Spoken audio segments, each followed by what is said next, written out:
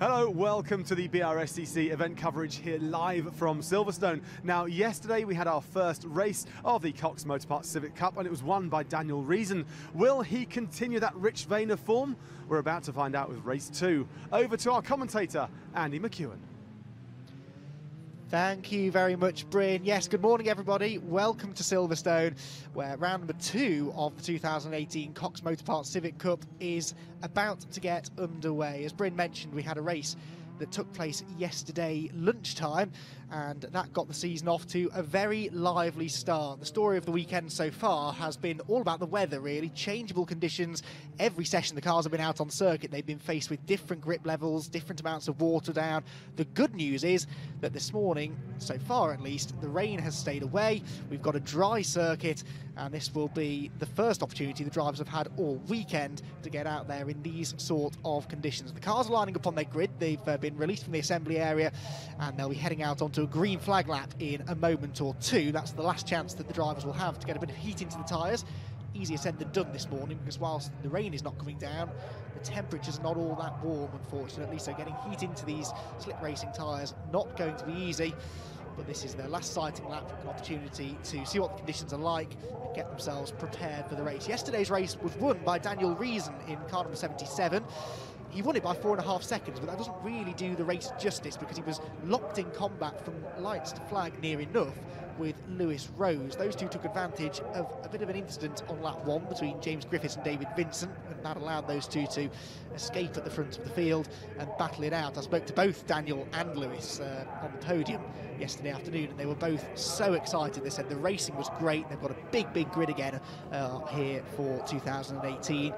We've got a full 32 car grid, and here it is. Here's how they will line up. It's a top 10 grid reversal based upon the results from yesterday. So Mark Gibbons, who finished 10th in yesterday's race, will start on pole for this one. Alongside him will be Tim Evans, Paul Bancroft and Daniel Hobson on row 2. Rob Baker and Matt Bolton make up the 3rd row, and then we start getting to some of the front runners from race 1. Jason Ballantyne and Mark Grice on the 4th row, with Lewis Rose and Daniel Reason, the top 2 from yesterday, starting way down on row number 5. So they will have quite a bit of work to do. Then we've got outside the top 10, Dan Chapman and Simon Wallace, who make up the 6th row of the grid. Will Beach and David Bucke on row 7. Row 8 for Andy Hart and Chris Coomer. Then it's Bruce Winfield and Oliver Barsby on row 9, with Mark Hughes and Oliver Withington on the 10th row. Adam Kruger, Ben Sharp next up as the cars head out onto their green flag lap. It's a short lap here at the Silverstone National Circuit, deceptively simple. You look at a map of this place and it looks like essentially 3 long straights, 4 corners at the end of them. It's one of the shortest circuits in the country, but all of the drivers agree that actually it's an awful lot of fun to race here because there are so few corners. That means that each one of them takes on extra importance, and if you make a mistake and you're a mile an hour or so slower out of, for example, Copse Corner, the first turn, that will hurt you all the way down into the next braking zone down here at Beckett's. This is going to be an action spot, I think, over the course of the day. One of the best overtaking opportunities on the track is Beckett's. They head back out onto the full Grand Prix circuit, down the Wellington Straight, and back down towards the pit complex. So that is Mark Gibbons then, the red and black car on pole position, finished 10th in yesterday's race. Tim Evans alongside him, and both of them have the potential to run well. You can see there's already a bit of a ding down the side of Mark Gibbons' car, which we must assume happened in yesterday's race, but the car appears to be running well, and the teams have been hard at work overnight to get the cars race ready. So the ones to keep an eye out for them, Lewis Rose and Daniel Reason, 9th and 10th respectively, are top 2 from yesterday's race. And also from the very back of the grid, keep an eye on David Vincent in car number 75 and James Griffiths, number 27, because they were the two. They were fighting for a top 5 position on lap 1. They came down into Brooklands, collided with each other and a few other cars, and as a result they have to start this race from the very back of the grid because they didn't finish yesterday's race. So they are both front runners. They qualified inside the top 10. They were running inside the top 10 when they had their incident. They should be able to make some decent progress, so keep an eye out for those two. We'll try and keep you posted on the progress they're making as the race goes on. So the field now lining up on the grid. Pole position on the outside line here at Silverstone, because that in theory is the grippiest side of the road, but the Silverstone National Circuit has been resurfaced in its entirety over the course of the winter, and so there's not that much rubber down. Pretty much all the running we've had on the circuit thus far has been in wet conditions, so not much rubber's been laid down. It's a green track for everybody, and that could cause a few issues, possibly, for the unwary. You'll see the novice cross on the back of a few cars as well. We'll see that throughout the day, the yellow box with the black cross in it. That means that the driver of that car is a relative newcomer to racing, but it's not uncommon in a championship like the Civic Cup in particular, a great starting point for racing drivers trying to get into the sport. It's not uncommon to see novice drivers making their way towards the very sharp end. Back few rows then nearly in position. Mark Gibbons and Tim Evans make up your front row. Paul Bancroft and Daniel Hobson row 2. And this is a 15-minute race, so short, sharp action here at Silverstone from the Cox Motor Parts Civic Cup, and we are getting ready to go. There's the 5-second board. We watch for the red lights to come on, which they will do in a moment or so. And then there they go. When they go out, we're racing, we're away. Who makes the best start from the front row of the grid? It's a fairly even start. It looks like Mark Gibbons maybe gets his nose in front on the run down towards Copse Corner. Everyone cleanly away, but it's wheel to wheel, and Tim Evans will grab the lead. So Tim Evans gets the lead in towards Copse Corner.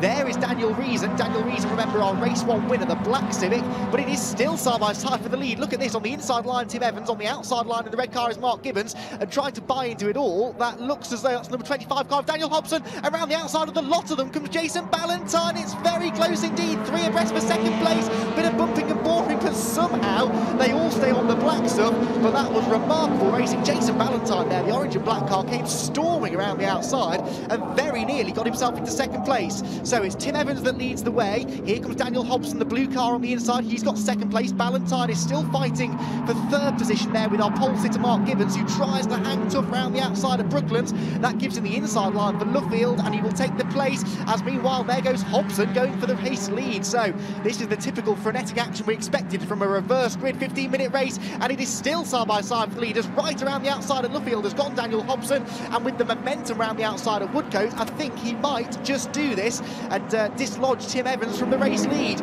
Well, what an exciting start to the race we've had here. Evans trying to hang tough on the inside line. Round the outside goes Hobson, he'll do it. So Hobson gets the lead away through Copse Corner. Daniel Hobson, having started 4th already, has got himself into the race lead, and that looks like Mark Gibbons back into second place. How's he done that? He was 4th the last time we saw him, but he's now into second position. He's got himself back ahead of Ballantyne and ahead of the early race leader Tim Evans. Back through Beckett's we go then. Also now joining in the party is Rob Baker there. That's the blue number 6 car. 5th place at the moment. Draws himself alongside Tim Evans down the Wellington Straight. Now, that's worked okay so far, but that's now the outside line for Brooklands. How's this one going to pan out? Race leader Daniel Hobson starting to pull away as Ballantyne goes up the inside of Gibbons. That's for second position. Nice move that on the inside in towards Brooklands. He makes that look very easy. Textbook stuff. Oh no, but there's contact. Gibbons gets into the side of him. Ballantyne saves it. Not only does he save it, but he holds on to second position. Remarkable stuff there from Jason Ballantyne, and he survives. Gibbons appears to possibly be in trouble there. I think that car may have been wounded in the contact there through Luffield Corner, and it wouldn't be at all surprised to see that car making its way into the pit lane. Well, that was close quarter stuff. They've been racing within inches of each other since the start of the race, and that really was the first significant bit of contact we've seen. So, black number 77 car, that's our race 1 winner, Daniel Reason. Daniel crossed the line that time around in 5th position, so he's really gained out of all of that. Lewis Rose was the other front runner from yesterday's race. He appears to have fallen a little bit by the wayside at the start of this one, so we'll have to try and catch up with what happened to our runner-up in yesterday's race. But the race leader, there's no doubt about that, it is number 25, Daniel Hobson, who has taken full advantage of the dicing going on behind him and has pulled quite a sizable lead. Right, here's the replay. Well, you can see what Gibbons was thinking. He tried to hang tough around the outside at Brooklands, gives him the inside for Luffield, but Ballantyne was always going to turn in and try to make the corner. Jason got away with it. Unfortunately, the same can't be said of Mark.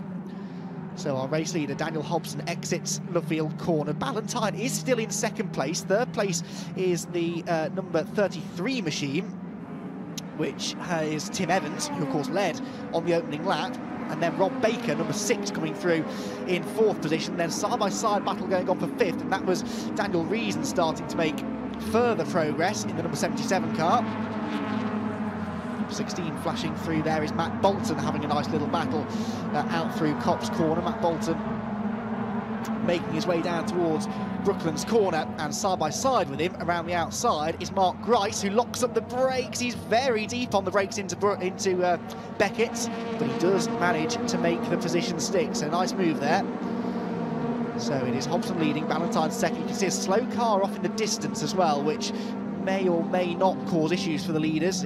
I presume is on its way into the pit lane, and we hope that it will get there before the leading pack arrive, because what a leading pack it is. We've got the top, well, if you discount the race leader, we've got second back to about 8th place, nose to tail. Daniel Reason there going up the inside through Brooklands, picking up another position, or does he? Because the number 24 car fighting right back through Luffield will, I think, take the position back. Number 24 being Ben Sharp. Back through Woodcote we go, number 37 there. Everyone, no matter where you are in the field, everybody has someone to battle with, don't they? That's one of the joys of one-make racing, of course. Civic Cup catering for a couple of different shapes of cars, but they more or less all run the 2-litre Honda VTEC engine. So here's a replay of the start. This was, it seems like an age ago, doesn't it? Everyone got away from the line cleanly, and we had some fantastic racing over the first half lap. You can see some of the drivers from the back trying to make good progress. There was a bit of cement dust down at Copse Corner from a previous qualifying session. Mark Gibbons there dicing away with Tim Evans into Copse Corner. And speaking of Mark Gibbons, that is he in the pit lane. And as we suspected, there is a little bit of damage to the front left corner. It looks like the team are having a look. Could be steering, could be suspension, and Daniel Reason, our race one winner, arrives in shock, completely sideways there. The black number 77 car in the background. In the foreground, we have got Tim Evans doing his very best to hold on to position here. That's the number 34 car of Mark Grice, trying to creep around the outside.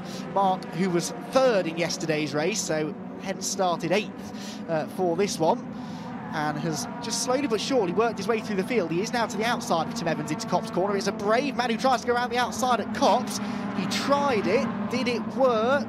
Looks like it might have done. He's carried good momentum off the corner, and yes, gets across to defend the place. And Evans might even lose another position now as well to Matt Bolton, who gets alongside, and Matt Bolton goes through as well. So 2 more places lost, unfortunately, for our early race leader, and now he's got his teammate up the inside as well. That's sharp, isn't it? The number 24 car trying to find a way through. First rule of motorsport is that you do not take out your teammate, and thankfully they kept it clean underneath the bridge down the Wellington straight. So keep an eye on Mark Grice. He's now got a bit of clean air in front of him to try and chase down the top 3. Look at all this going on through the left-hander at Brooklands. Bruce Winfield, that is, in the number 37 car, who started 17th. And he's got himself right into the mix here. That's the white and black Jap Speed liveried machine. He's really made good progress up through the order. Tim Evans, though, sadly loses another 2 places in the space of a couple of corners. So the number 33 car, having started on the front row, is now starting to fade a bit. 8 minutes still remain in this race, by the way, so we're not quite halfway through the second round of the Copse Motorparts Civic Cup. Back through Copse they go. There's Daniel Reason. Now, Daniel Reason, I thought, might have stormed through the field a little bit more rapidly than this, but he's just taking his time, trying to keep his powder dry, I guess, knowing that he's trying to build a championship campaign right from the word go. Side by side again. Now this is, look at this, we've got 2, 4, 6, 8, about a dozen cars, I'd say, nose to tail, all jockeying for position from about 4th place on back. This is for 2nd position though, and this is Rob Baker going up the inside, or thinking about going up the inside of Jason Ballantyne. Headlights ablaze for Rob Baker, which is racing driver code for I'm quicker than you, get out of my way, but it's very rare that the defending driver takes much notice of that. Back down through Luffield, number 27 car there, trying to make a move up the inside. That is James Griffith. Now, James, remember, was one of those drivers I mentioned, got tangled up at the start of race 1 and started from the back. 28th is where James Griffith started, and he is working his way now towards the tail end of the top 10. So a really good fight back. In fact, he's nearly on terms with our race 1 winner. So good stuff that from Griffith. David Vincent, the other one who was trying to file his way through after a non-finish yesterday. Out of Copse Corner they go, and we have a brief moment of calm. How long will it last though? Because it looks to me as though Ben Sharp is sizing up for a move here, trying to go around the outside of the number 16 car of Matt Bolton. It didn't work though, and in fact he's lost quite a bit of momentum as a result. So here comes Bruce Winfield.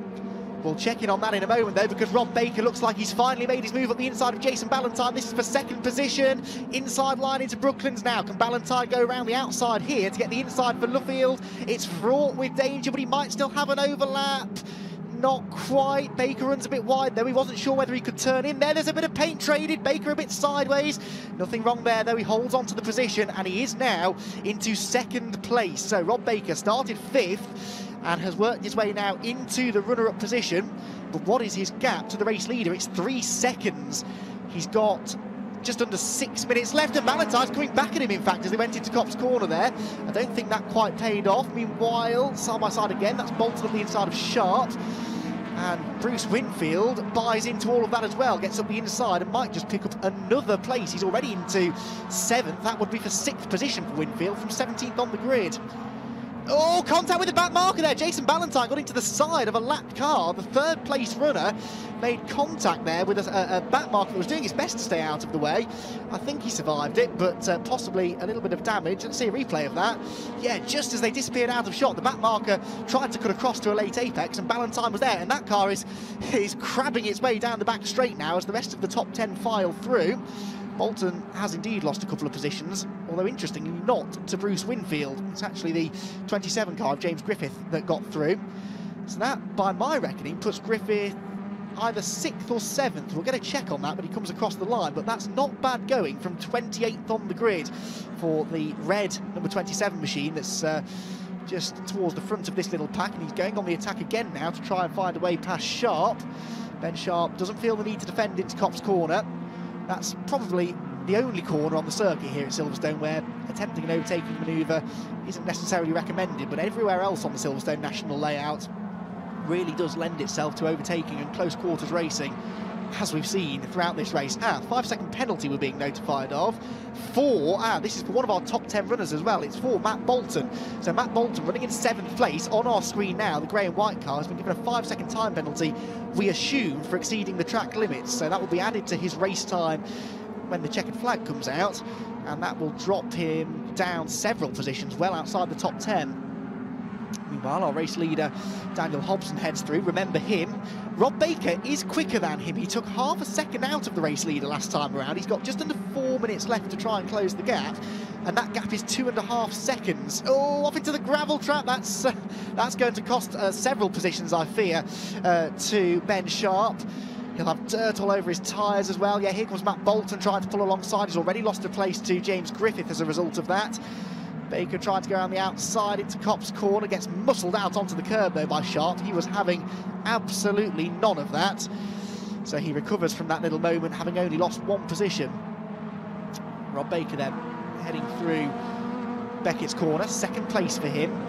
Actually lost a couple of tenths to the race leader last time around, so the gap's gone back out now to 2.7 seconds.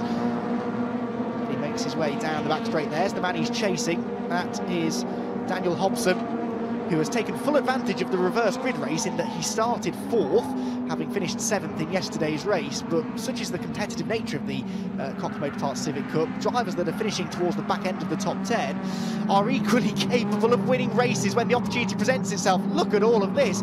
We've got Winfield there at the inside gaining a position. Daniel Reason, the black car there, our race 1 winner, is trying desperately to get involved but does not want to damage the car and ruin what has thus far been a good weekend. A wing goes flying. Reason gets up the inside there of the 104 car. This is all getting very close indeed. Dan Chapman, that is, that Daniel Reason is trying to get past. We've got DL and Buki in behind. David Buki as well, who's made some good progress up the grid.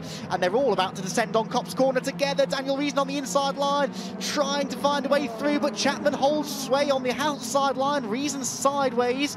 He's trying to cover from the cars behind as well as attack for the position in front of him, and it looks like he'll be successful. Yes, so Daniel Reason does pick up a place, and DL follows him through as well. So good stuff there from Martin DL, who started 31st on the grid. The number 4 car there, the blue and fluorescent yellow car, 31st on the grid after a lap 1 retirement yesterday, and he also has made his way into the top 10 now. So great stuff from several drivers who started from fairly lowly, well, extremely lowly grid positions.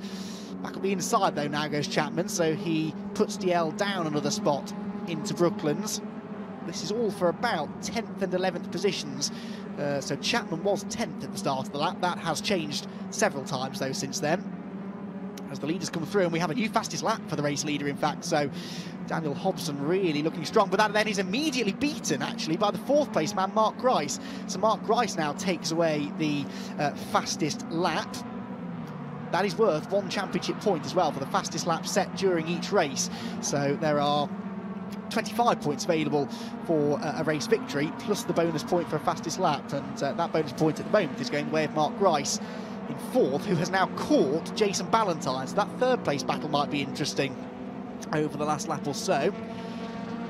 Leader down towards Brooklands for what will be the penultimate time. We've got 45 seconds left on the clock, so he will have time to finish this lap and have one more to go. No real pressure for Daniel Hobson as he makes his way through Luffield. Rob Baker is not going to catch him, but for third place, it's game on. And this has been a race-long battle, hasn't it? Winfield going around the outside. Oh, there's a slow car that they split down the middle. That was the 137 car of Natasha Tressler, who was trying her best to stay out of the way, but she had a car to the inside, a car to the outside, and absolutely nothing she could do to get out of the way. She now pulls to driver's left and lets the screaming pack go through. Bit of bodywork flapping loose there on the back of Martin Diel's car, but that shouldn't be affecting him too badly. Leaders file their way through Copse Corner for the final time. David Buki there ahead of Bancroft as they make their way through Copse and back down towards Beckett's. And it's now last chance saloon for all of these guys to try and make up an extra position. They're three abreast. Daniel Reason involved in this. Matt Bolton's in there as well, and they make a bit of contact. But Daniel Reason, he eases Bolton out wide, and this could cost Bolton an awful lot. He's going to lose at least 2 positions, maybe more. DL gets alongside. David Buki is next in line to try and get through as well, and Bancroft also. All of this matters little to this man, because Daniel Hobson is about to come through and take a victory here at Silverstone. It's been a beautifully judged race from the man who started fourth on the grid, and round number 2 of the Cox Motor Parts Civic Cup is won by Daniel Hobson. Great drive from Daniel. He takes the checkered flag and the 25 points to go with it. Rob Baker will come home second, and Jason Ballantyne will just hang on to third position from Mark Grice by the looks of it. And then it will be Griffith coming through next ahead of Sharp. The battle's running right the way to the checkered flag, and you can see here again that everywhere throughout the field there are battles going on, and they're usually multi-car packs of cars heading through and changing position pretty much lap by lap.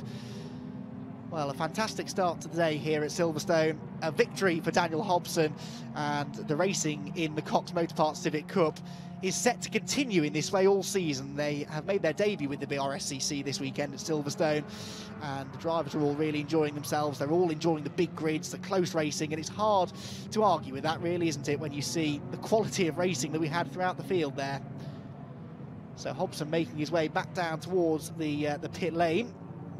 He and the rest of our top 3, so he, Rob Baker and Jason Ballantyne, will pull in to the pit lane where Bryn Lucas, our presenter, will have a chat with our top 3 drivers, who all, I'm sure, will be fairly happy for different reasons. Hobson because he's won the race, Rob Baker because he had some really, really great tussles throughout the course of those 15 minutes to come through into second place, and Jason Ballantyne, who survived, remember, that assault early on from Mark Gibbons down at Luffield Corner. He saved the slide, held his position, and held on to a podium finish as well. Confirmation of your result then for round 2 of the Cox Motor Parts Civic Cup. Daniel Hobson takes the victory, Rob Baker second, Jason Ballantyne third, Mark Grice had a fighting drive to fourth, and James Griffith from 28th on the grid finishes 5th. Brilliant stuff. Ben Sharp is 6th. Bruce Winfield also made good progress, didn't he, from 17th to 7th, ahead of Tim Evans, Daniel Reason, our Race 1 winner, and Dan Chapman rounds out the top 10. Martin Diel is next, ahead of David Buki, Paul Bancroft, Rob Headley in 14th. Matt Bolton, unfortunately, slipped backwards, didn't he, after that last lap tussle down at Beckett's, ahead of Oliver Barsby, Chris Coomer, Lewis Rose, Will Beach, and David Vincent didn't make quite as much progress from the back, did he?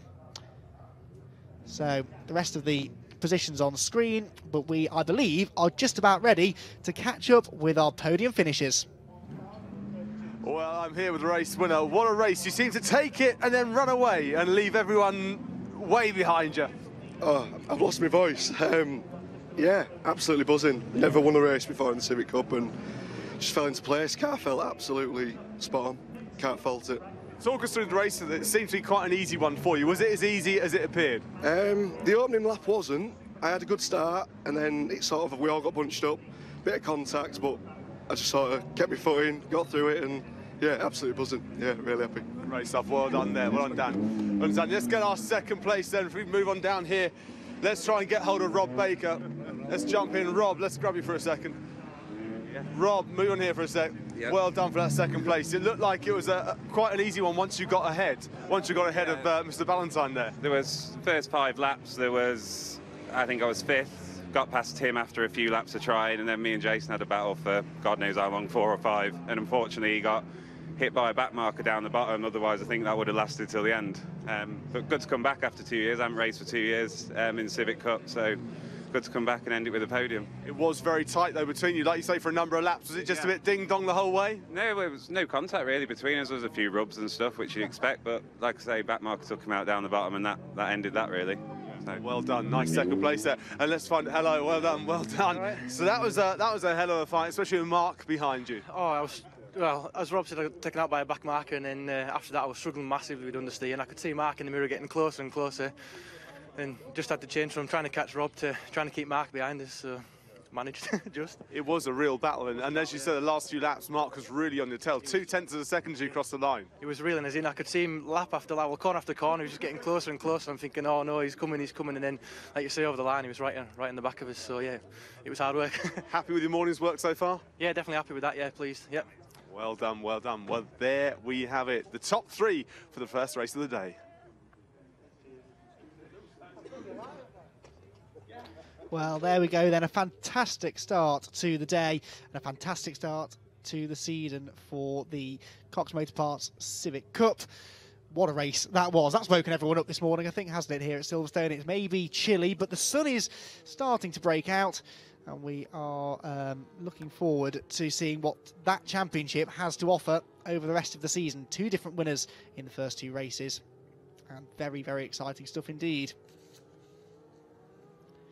So we are waiting for the drivers to make their way now up to the podium, and it's not a long walk for them up to the top of the stairs, and that is their moment to finally take it all in and relax, take a breather. No more racing for the Civic Cup this weekend, and so the chance now presents itself for them to just enjoy the moment here at Silverstone, the home of British motor racing, a great place to start any championship. And as you saw there, the first race of the day showing just what exciting racing this place can produce.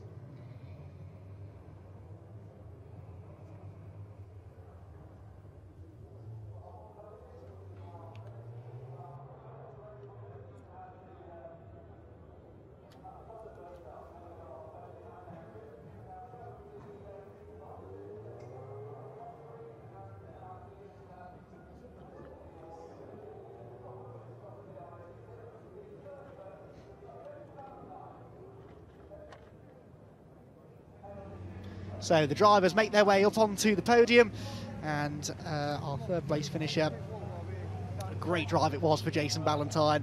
2nd place then making his way up to, and there is our race winner. Daniel Hobson gets the winner's trophy and takes his step on the top of the podium.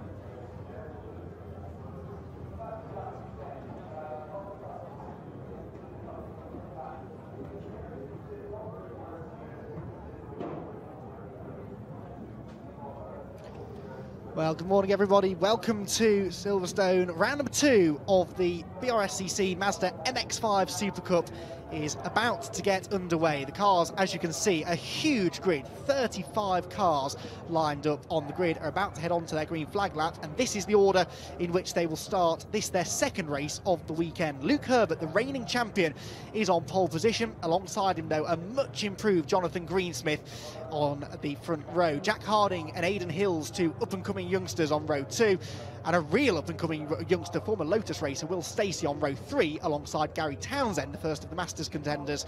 Richard Wicklin and James Harris are on row 4, Nick Dunn and Colin Bysouth rounding out the top 10. And then it's Steve Roberts, former BMW champion and former Mazda champion, James Blake Baldwin, way down on the 6th row, but made good progress yesterday.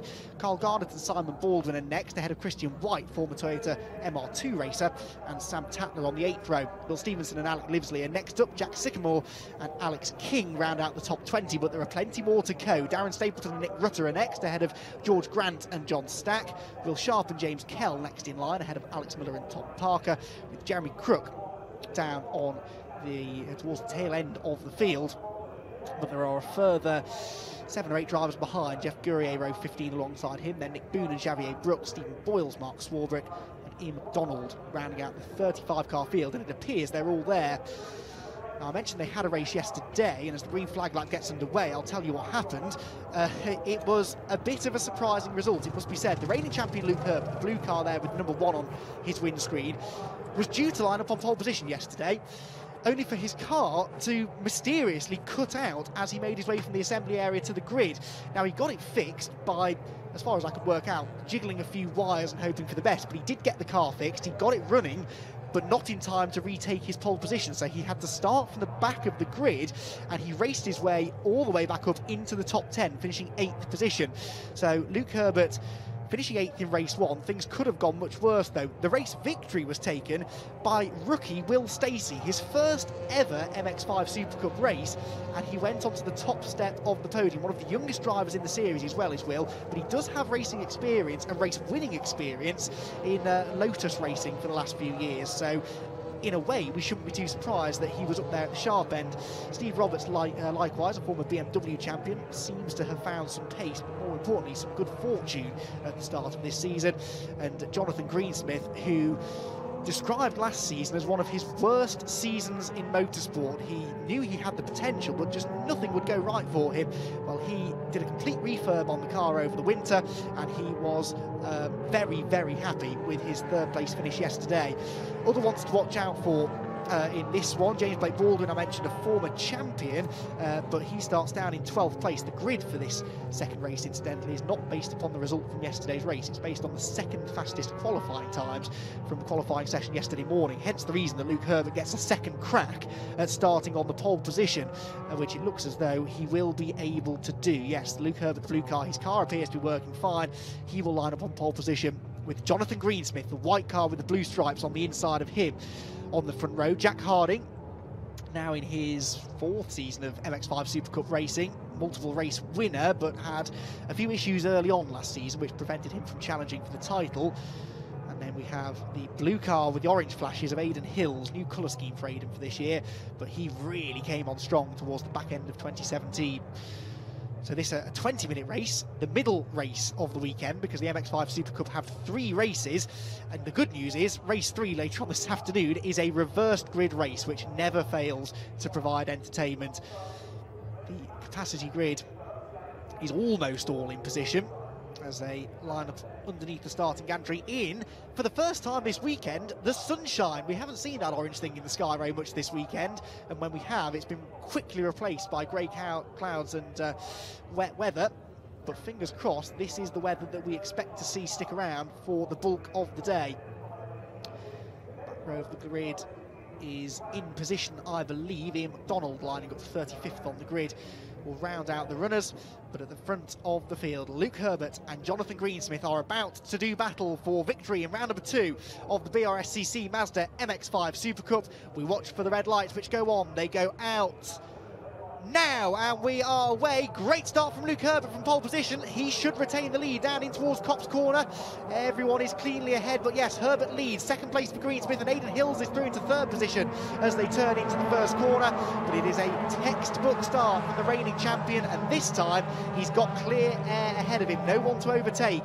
However, Mazda MX-5 racing is renowned for its slipstreaming action, and already we can see that Greensmith and Aidan Hills are closing in. Greensmith almost gets into the back of the leader and then does get a bit of contact from Aidan Hills behind him. Oh, and there's contact and a spinner back in the pack. That's the number 16 car that's gone around and miraculously is avoided by everyone. That's Simon Baldwin. That's James Blake Baldwin's stepbrother, and he is very lucky to get away without more serious damage there. Leaders down towards Brooklands. Defensive line taken by Luke Herbert. Greensmith looks to the outside, and up the inside comes Jack Harding. 3 abreast for second place. Harding on the inside, Aidan Hills on the outside, and Greensmith pinned in the middle. And somehow it's Johnny that comes out with second place. Harding third, and Aidan Hills has to settle for fourth. But that was fantastic racing, but it's just allowed Luke Herbert to maybe pull a car length or so's advantage.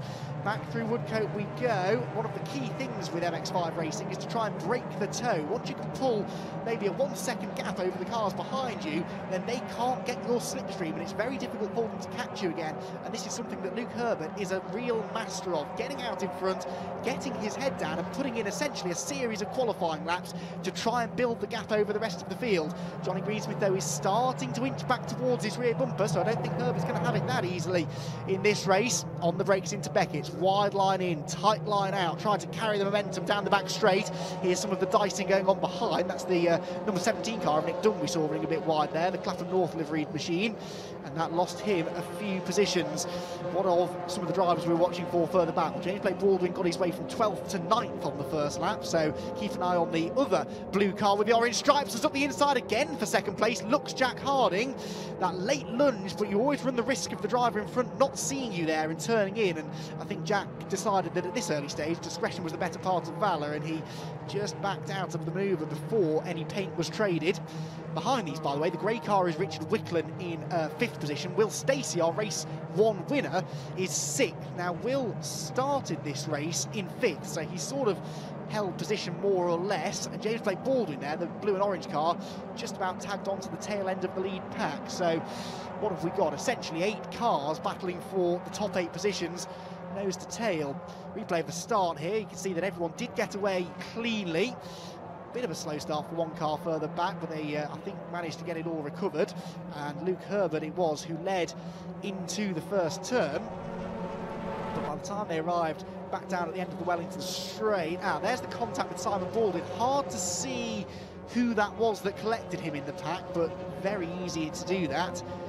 So back down towards Brooklands we go, and Jack Harding, we're back with live pictures now. Jack Harding this time has made it stick. He's got up the inside of Johnny Greensmith and takes second position. So Jack Harding, after 3 laps of trying that move, he finally gets it right and takes over the second position. But look at the time they've lost to Luke Herbert. Can they close him back down? In theory, what these drivers should now be doing is working together, not trying to overtake each other, and try to close back in on the lead, but trying to get those sort of strategies communicated between each other in a race situation is not all that easy. Johnny Greensmith, though, is a very experienced racer. He won championships in Mazda MX-5 racing before switching over to Porsche racing, where he became a double champion, before making the switch back to Mazda MX-5s a couple of years ago. And you can see he is not even attempting to overtake Jack Harding, simply sitting in the wheel tracks, working together, working that slipstream to try to lap quicker than the race leader. Herbert had nearly a 1 second advantage at the start of the lap. I would say to the eye, it is coming down ever so slightly. Richard Wicklen there in 5th, and James Blake Baldwin is now 6th, so the last time I checked in on him he was 9th, he's now 6th. That's the blue car with the orange stripes, number 4, really making good progress. There he is, in behind Richard Wicklen, behind him is Harris, and there Will Stacey losing position, which is something we haven't seen much of this weekend, and that's Carl Garner, the white and orange car. He's not quite made the move stick yet though, and Will fights back up the inside into Luffield.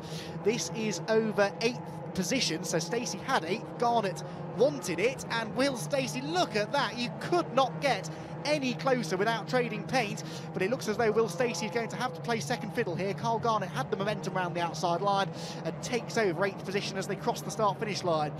Back down in towards Copse Corner, lap number 5 begins. Still 15 minutes left of this though, which is the good news, and we don't anticipate the racing getting any less frenetic than this from now until the checkered flag.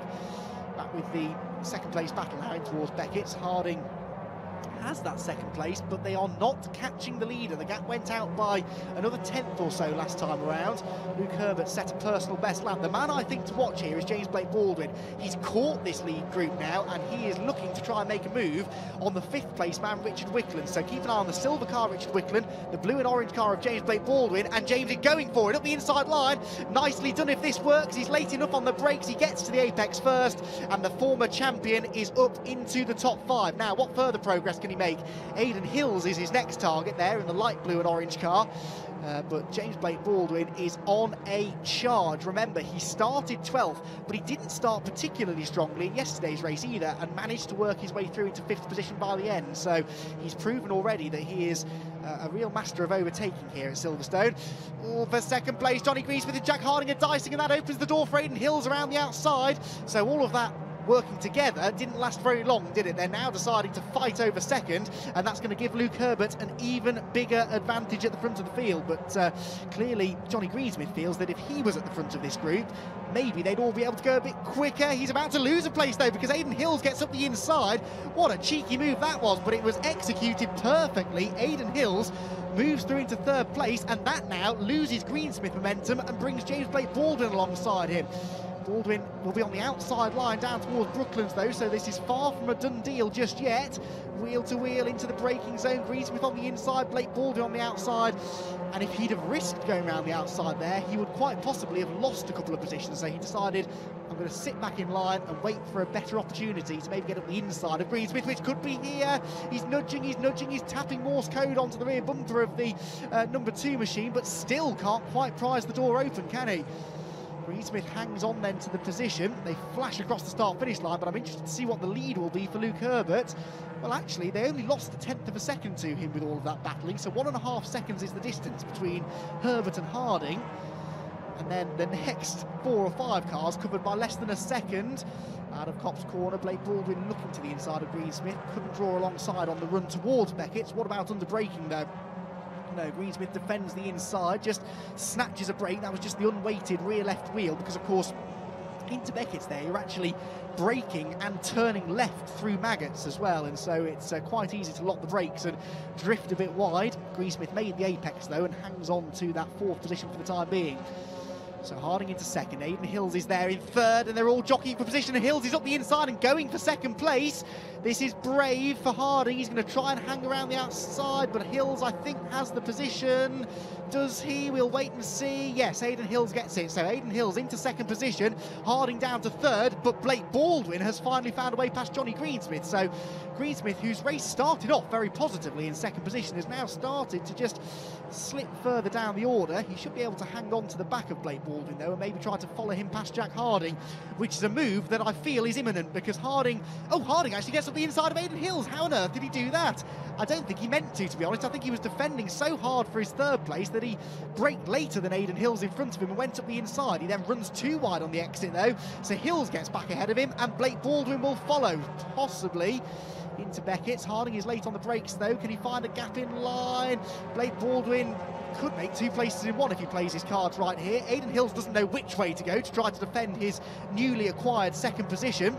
So it's a long train of cars on the inside, and the man being left out of all of the fun here is James Blake Baldwin. He's on the outside, and he could lose a couple of spots here. Hills holds on to 2nd, Harding goes 3rd, and yeah, Greensmith goes 4th. So all of that hard work to find a way past Jonathan Greensmith is now undone for James Blake Baldwin as he drops back behind the number 2 machine. Richard Wicklin is in behind, and then James Harris and Carl Garnett. Will Stacey, though, you see the blue car in the background, our race 1 winner, has just slipped out of the picture ever so slightly. He would very much like to see the cars in front continue to trip over each other and hold themselves up to possibly allow him to join back into the fight for possibly a top 5 position.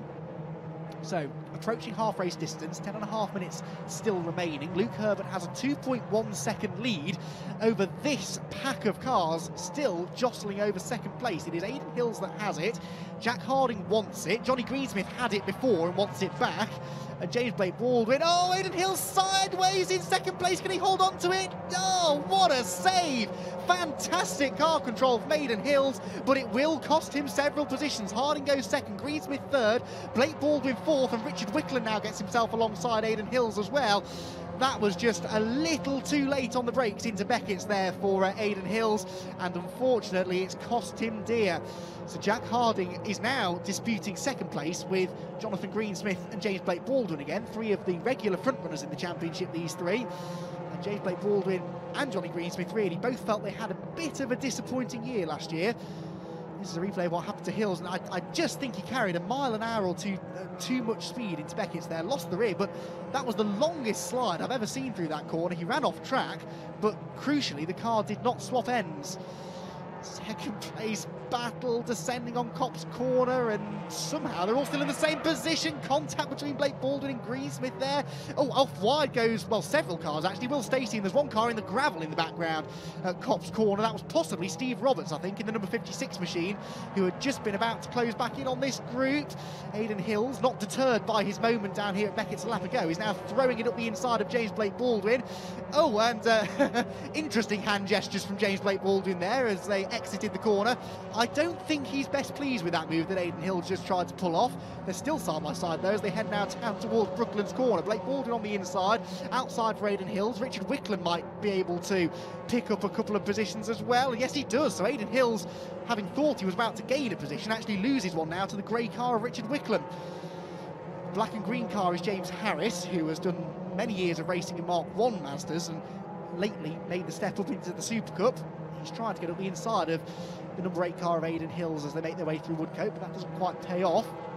Replay here of, well, I mean, there was a gap up the inside for Aidan, wasn't there? And there was no contact. I think it's maybe that on the exit that James didn't like, where Aidan tried to show him the edge of the track. And one feels there may be a discussion about that after the race. There might be discussions about this after the race as well, because they're 3 abreast for second place. Down towards Beckett's, and James Blake Baldwin passes the pair of them. Fantastic driving from James Blake Baldwin. You can tell he's a former champion, and he goes from 4th to 2nd in one fell swoop. Greensmith is just about 3rd, but Jack Harding is fighting back. Harding was 2nd a couple of corners ago. Now he's down to 4th as we have a yellow flag down at Brooklands. Now come on, boys, there's no overtaking under yellow flag conditions. Try telling them that, because they're 4 abreast now into the braking zone. How on earth are they going to settle this out? Blake Baldwin holds on to 2nd, Greensmith 3rd, Harding 4th, Wickland is now 5th ahead of Aidan Hills in 6th, James Harris 7th, and Will Stacey, this is exactly what he wanted, isn't it? Because he's been able to take advantage of their battling to close in as well. So it's a 2, 4, 6, 7 car battle list for second place. It is for second place, though not for the race lead, because Luke Herbert has checked out. You can see him in the distance, gesturing to his pit crew, I guess, on the pit wall there. But he is 3.4 seconds clear of the rest of the field. You'd think that would make for a dull and uneventful race, but when the racing for second is this exciting, that is not the case. All right, car in the gravel, that's James Kell, who's gone off down at Brooklands. That was the reason for the yellow flag, we presume, a lap ago, but the live snatch vehicle is there to pick him up and get the car out of the way. Oh, big contact, Richard Wickland and Will Stacey that was. Will Stacey came from absolutely nowhere and took out Richard Wickland. That was a big shunt, but Richard Wickland is getting out of the car. Will Stacey exited stage right. He's halfway down the hanger straight by this point, I'd imagine. What on earth happened there? Well, there's the good news. They're both getting out of the cars, but that was Will Stacey, yesterday's race winner, and the youngster, well, something went catastrophically wrong then down into Beckett's corner, and he's somehow come into contact significantly with Richard Wickland. Here's a replay. Will Stacey arrives out of nowhere. That must have been something went wrong with the car there for that to happen. That car had not slowed down one bit. So Wickland and Stacey out, but thankfully they both appear to be shaken but not too stirred. They're both getting out of their cars, but there will be a hefty repair job to be done before race 3 to get those two back out. Of course, if they do get back out, they'll be starting at the back of the grid as well. The race is flying by. We've got less than 6 minutes to go, and we are getting hands out of the cockpit there for James Blake Baldwin. That's warning, I presume, the cars behind about the yellow flag that will, of course, be out at Beckett's whilst the marshals deal with the incident down there. The ever-efficient Great British Marshals on the scene instantly to make sure the drivers are okay. So we've got yellow flags at Brooklands, we've got yellow flags up at Beckett's as well, so half the circuit is now a no overtaking zone. Not that that really bothers this guy, because Luke Herbert hasn't had anyone to overtake all race, and this was all too often the story of last season as well, because Luke, as I mentioned at the start of the race, really is very good at qualifying, so he tends to qualify on the front row, and then he can get the start and build the gap. And we've seen that once he built that sort of 1 second margin over the rest of the field, they all started falling over each other trying to catch him, and Luke has just been able to sail off into the distance. So 13 laps completed, just under 5 minutes remain in the race. Herbert leads by 3.1 seconds over, well, it was James Blake Baldwin, but it's now Jack Harding, because Jack Harding has got up the inside of Copse Corner. He runs a bit wide though, they're both a bit slow out of the turn, and Johnny Greensmith thinks, I'll have a bit of this, and goes to the outside. Now, can he do what James Blake Baldwin did a lap or so ago? No, he can't, because the yellow flags are out, and so he has to slot in between them. But third place now for Johnny Greensmith, down to fourth for James Blake Baldwin. I don't think we've had a lap go by where there hasn't been a change for position in a podium place. This has been fantastic racing.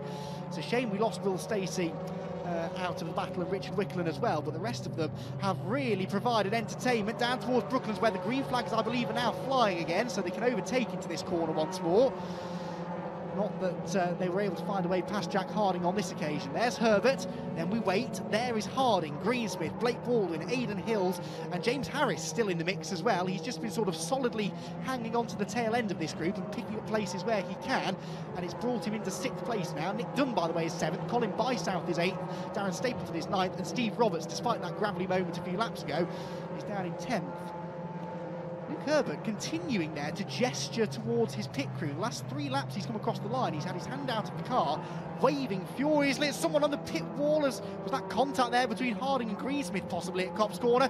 Greensmith almost on the grass, and now they're back into the yellow flag zone, so in theory no overtaking, but I'm not entirely sure what order they were in when they arrived at the scene of the yellow flag, to be honest.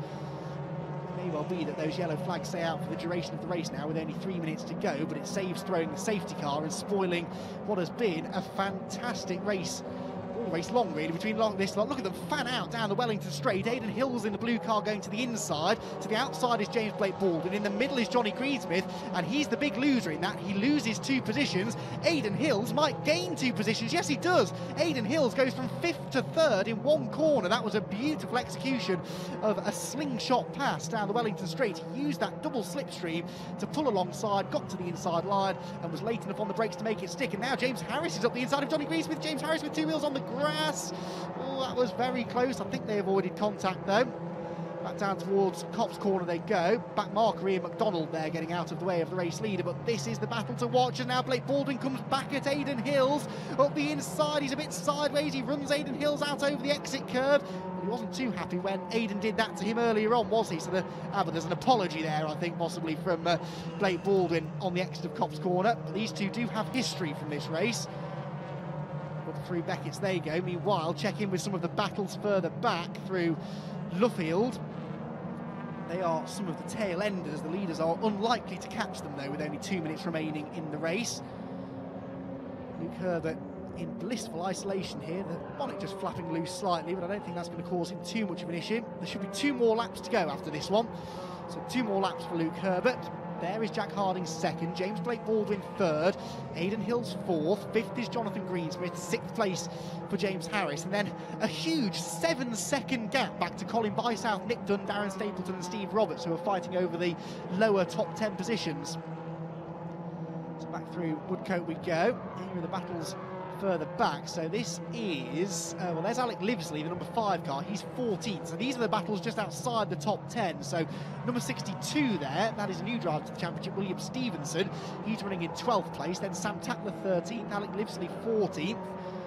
This is another battle, well outside the top 20 even, but again, another championship where there are battles throughout the field, and you can see why Mazda MX-5 racing has become one of the most popular forms of club-level motor racing in the UK, whether it be the SuperCup, this championship for the Mark III cars, or the original Mazda MX-5 championship for the Mark I machines.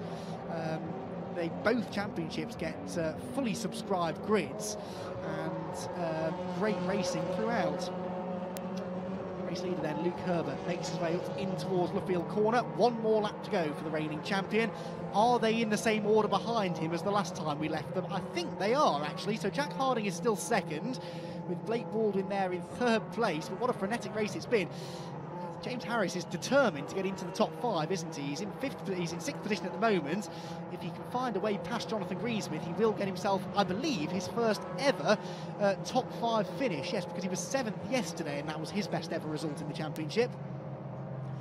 Out through Copse Corner, all bit of Morse code again. Oh, James Blake Baldwin completely sideways. He ran into the back of Jack Harding through Copse Corner. That lost him momentum, and Jonathan Greensmith arrived like a bullet behind him and just gently tagged the back of his car. There's a bit more paint trading between the two of them, but that's allowed Aidan Hills in the blue and orange car to go right round the outside of Jonathan Greensmith. He's got into 4th.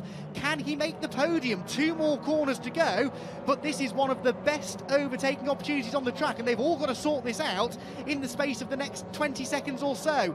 Luke Herbert's going to win, but who will be second and third? Harding has it at the moment. Blake Baldwin is third. Aidan Hills in 4th.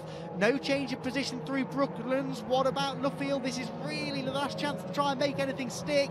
I don't think they're going to do it. So Jack Harding, I think, will hold on to second place, but there is no disputing the race winner. Race 1 didn't go his way, but victory in round number 2 goes to Luke Herbert. The reigning champion takes the checkered flag. Second place, I think, is going to be Jack Harding by 0.2 of a second. James Blake Baldwin third, Aidan Hills 4th.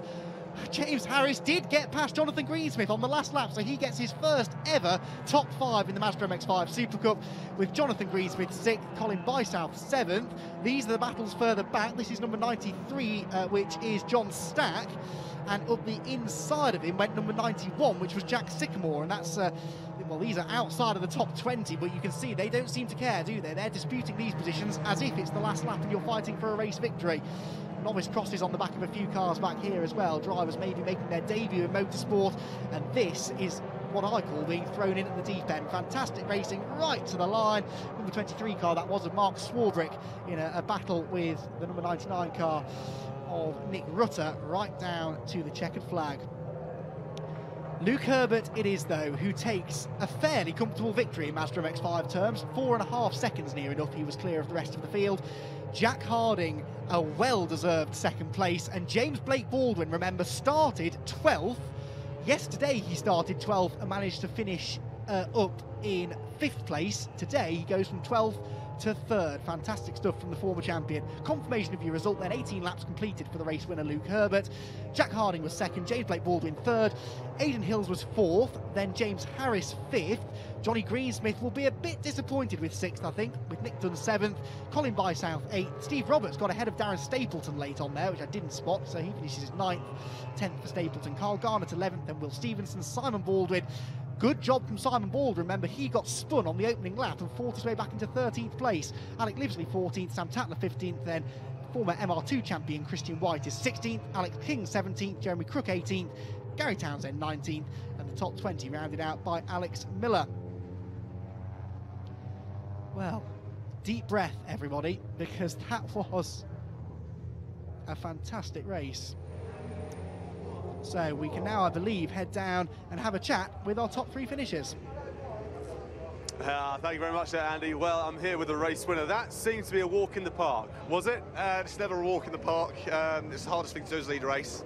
But I got a mega start, and so as soon as they started battling, I was quite comfortable.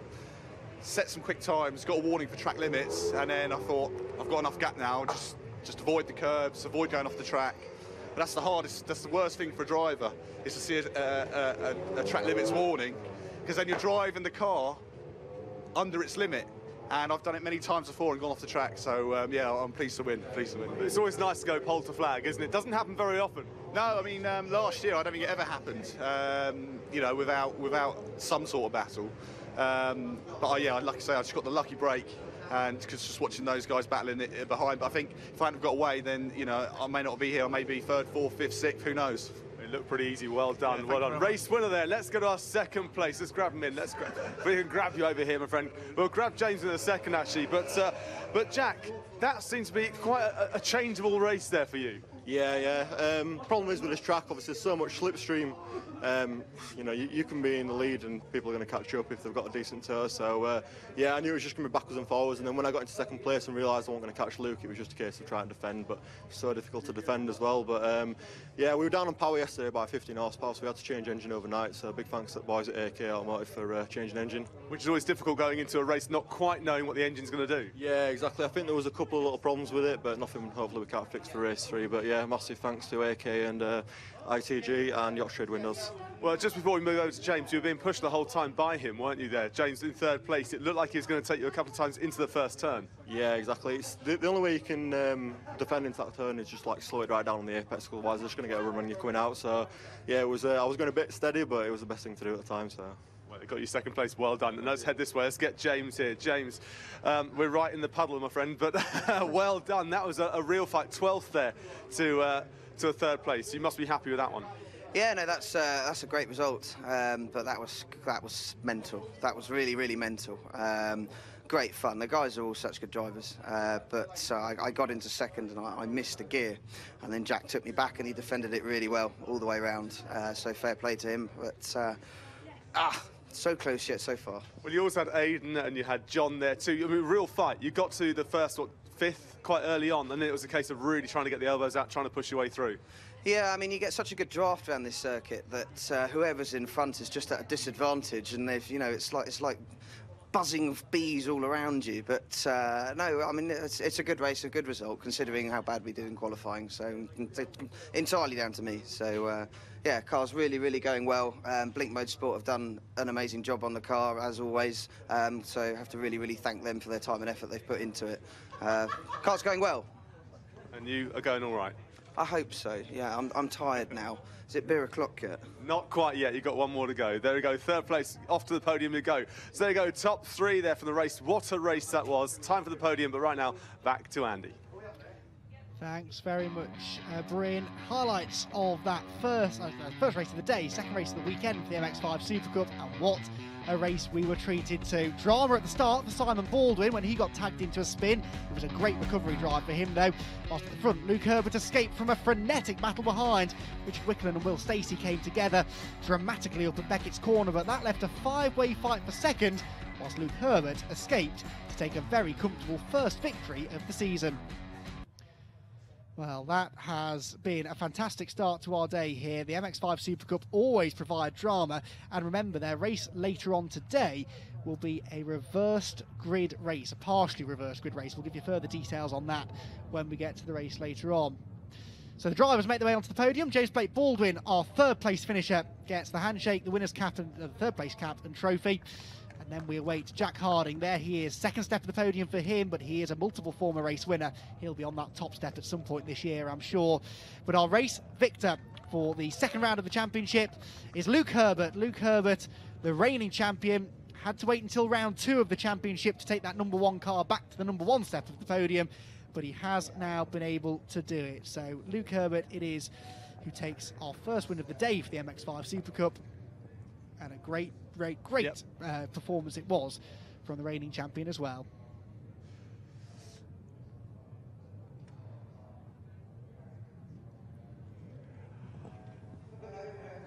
Well, there we go. 2 races from the start, and what races they were. We've got more action starting again at around 11 o'clock. Make sure you join us then. For now, that's it for us here at Silverstone.